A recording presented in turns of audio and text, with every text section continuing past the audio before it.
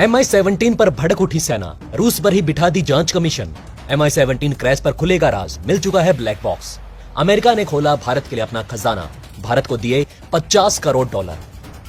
दोस्तों, तमिलनाडु के नीलगिरी में बुधवार को भारतीय वायुसेना का जो MI-17 हेलीकॉप्टर दुर्घटनाग्रस्त हुआ और हमारे सबसे काबिल जनरल उसमें शहीद हुए, ये इंडियन एयरफोर्स और इंडियन आर्मी के लिए किसी सदमे से कम नहीं। भारत के दुश्मनों के लिए ये भले ही जश्न का माहौल होगा, लेकिन हमारी भारतीय सेना फिलहाल काफी टूट चुकी है। यहां तक कि उन्हें यकीन नहीं हो रहा कि जिस चॉपर पर उन्होंने सबसे ज्यादा भरोसा दिखाया, वही उनके लिए भस्मासुर बनता जा रहा है। MI-17 हेलीकॉप्टर को भारतीय वायुसेना के सबसे सुरक्षित हेलीकॉप्टरों में से एक माना जाता है। भारत ने रशिया से ऐसे 80 चॉपर खरीद रखे हैं। भले ही दुनिया में काफी सारे देश इस हेलीकॉप्टर का इस्तेमाल अपने सैन्य कामों के लिए करते होंगे, लेकिन ये बात भी उतनी ही सच है कि ये 1977 में बने सोवियत डिजाइन के चॉपर हैं, जिन्हें खुद रशिया भी ज्यादा इस्तेमाल नहीं करता, बल्कि रूस इनकी बजाय MI-26 हैवी लिफ्ट हेलीकॉप्टर को उड़ाना बेहतर समझता है। हम सभी को पता है कि रशियन ओरिजिन के हथियार रख रखाव के हिसाब से महंगे तो होंगे ही, पर बीते कुछ वर्षों से इनकी दुर्घटना भी काफी ज्यादा बढ़ चुकी है। इसी MI-17 की बात करें तो एक रिपोर्ट के मुताबिक पिछले 3 सालों में 6 MI-17 तकनीकी खराबी की वजह से भारत में क्रैश हो चुके हैं। और यहाँ बात सिर्फ MI-17 की नहीं हो रही, तो मिग सीरीज के विमानों की भी हो रही है। दोस्तों, आपको बता दें कि बीते 8 महीनों में 7 रशियन मेड एयरक्राफ्ट दुर्घटनाग्रस्त हो चुके हैं और इनमें कई जवानों को अपनी जान भी गंवानी पड़ी। यही कारण है कि अब सेना रूसी मूल के सभी एयरक्राफ्ट की खरीद और जितने भी जेट फिलहाल ऑपरेशनल है, उन सभी की इन्वेस्टिगेशन करने का फैसला कर रही है। MI-17 क्रैश लैंडिंग पर तो जांच कमीशन बिठाई जाएगी ही, लेकिन अब रूस को भी जवाब देना पड़ेगा कि जिस हथियार को वो सबसे ज्यादा सुरक्षित बोलकर बेच रहा है, वो भारत को ही नुकसान कर रहा है। बताया जा रहा है कि भारतीय विदेश विभाग ने एक लेटर रूस के मॉस्को हेलीकॉप्टर ब्रांच को भी भेजा है, जहां से एक इन्वेस्टिगेशन टीम भारत आकर मौजूदा सभी ऑपरेशनल MI-17 की जांच पड़ताल करेगी। इस बार हुए 2+2 वार्ता में ये तय हो चुका है कि जितने भी रूसी मूल के हथियार सेना इस्तेमाल कर रही है, उन्हें अपग्रेड करने का काम भारत ही करेगा। दरअसल सेना इस बात का पता लगाना चाहती है कि बार बार रशियन एयरक्राफ्ट ही क्रैश क्यों होते हैं, जबकि भारत फ्रांस के पुराने मिराज विमानों को भी इस्तेमाल कर रहा है। दोस्तों, आपको क्या लगता है कि MI-17 की पूरी जांच पड़ताल होनी चाहिए? आपका मन क्या कहता है, हमें कमेंट करके अपनी राय जरूर बताइएगा। तो वहीं दोस्तों, CDS जनरल बिपिन रावत के लिए दुनिया भर से शोक संदेश आए, खासतौर पर इजराइल से तो संदेशों की भरमार आई। आपको बता दें कि सिर्फ इजराइल ही नहीं, जो हमारे पड़ोसी देश हैं भूटान, नेपाल और श्रीलंका, ये भी CDS बिपिन रावत के साथ बहुत ही अच्छा कनेक्शन फील करते हैं। और भूटान के पास तो बहुत बड़ा कारण है। भूटान में जो डोकलाम विवाद हुआ था, तब CDS बिपिन रावत ही थे पोजीशन पर और उन्होंने बड़े ही अच्छे तरीके से डोकलाम विवाद को संभाला था। भारतीय सेना सीधे जाकर खड़ी हो गई थी चीनी सेना के सामने कि हम डोकलाम को कब्जाने नहीं देंगे। भूटान के साथ जहां स्पेशल रिश्ता है, तो भूटान ने भी उसी तरीके से भारत के CDS को श्रद्धांजलि दी है। और जो खास तरह की प्रार्थना सभा की जाती है, वहां भूटान के राजा पहुंचे और उन्होंने प्रार्थना की CDS जी के लिए और उनकी पत्नी के लिए। वैसे आपको बता दे, भूटान के राजा अक्सर इन चीजों को नहीं करते हैं। बहुत ही रेयर कंडीशन में जब कोई अपना उन्हें छोड़कर चला जाता है, तब ऐसा करते हैं। जो भूटान ने दिखलाया कि CDS बिपिन रावत के लिए वही हाल श्रीलंका का भी है और वही हाल नेपाल का भी है। हर तरफ से भारत के CDS के लिए कई तरह की संवेदनाएं और श्रद्धांजलि आ रही है। यहाँ तक कि बांग्लादेश ने भी शोक जताया और ये कहा कि हमने अपना एक गहरा मित्र खो दिया है, एक महान दोस्त को खो दिया है।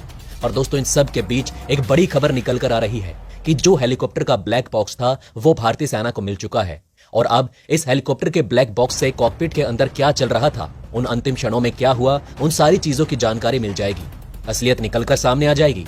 वैसे ये 3 देशों के CDS आ रहे हैं और अंतर्राष्ट्रीय स्तर पर जो चीजें निकलकर सामने आई, वो दिखला रही है कि किस तरीके से अंतर्राष्ट्रीय स्तर पर शोक देखने को मिला।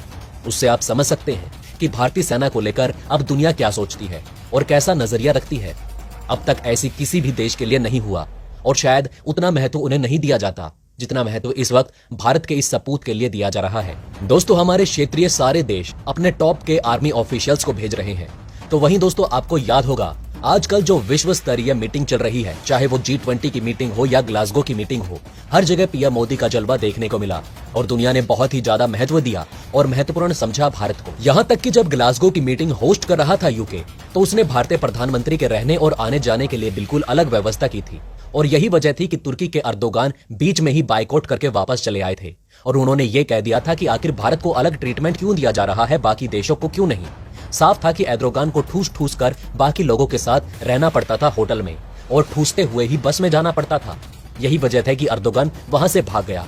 खैर, एर्दोगान ये नहीं समझ पाया कि अंतर्राष्ट्रीय स्तर पर भारत की छवि अब पहले वाली नहीं रही। ये इस क्षेत्र के 4 बड़े महापावरफुल देशों में अब भारत भी शामिल हो चुका है।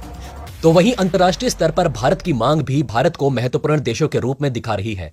हर सप्लाई चेन में अब धीरे धीरे भारत घुसता जा रहा है।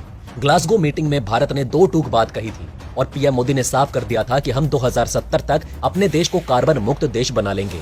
लेकिन इस पर जो लोग खुश हो रहे थे कि भारत ने बड़ी बड़ी बातें कही, बड़े बड़े डिंगे मार दिए, अब भारत इसे समेटेगा कैसे, भारत इसे पूरा कैसे करेगा, तो भारत ने भी अपनी शर्त बतला दी और ये बतलाकर समझा दिया विकसित देशों को कि एक वक्त था जब तुमने खूब कार्बन उत्सर्जन किया, अपने देश का विकास कर लिया, हथियारों की फैक्ट्री खड़ी कर ली, अंतरिक्ष विज्ञान का एडवांस लेवल पर ले गए, और जब कार्बन की मात्रा बढ़ गई अब आप लोग शिफ्ट हो चुके हैं। तो जो नए विकासशील देश हैं उनको दोष दे रहे हैं कि तुम कार्बन उत्सर्जन मत करो, हमने अपना विकास कर लिया, तुम विकास मत करो।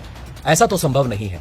ऐसे में भारत ने यह कहा कि 2070 तक हम जरूर कार्बन मुक्त हो जाएंगे, लेकिन हमें देना होगा आपको $1 ट्रिलियन की मदद।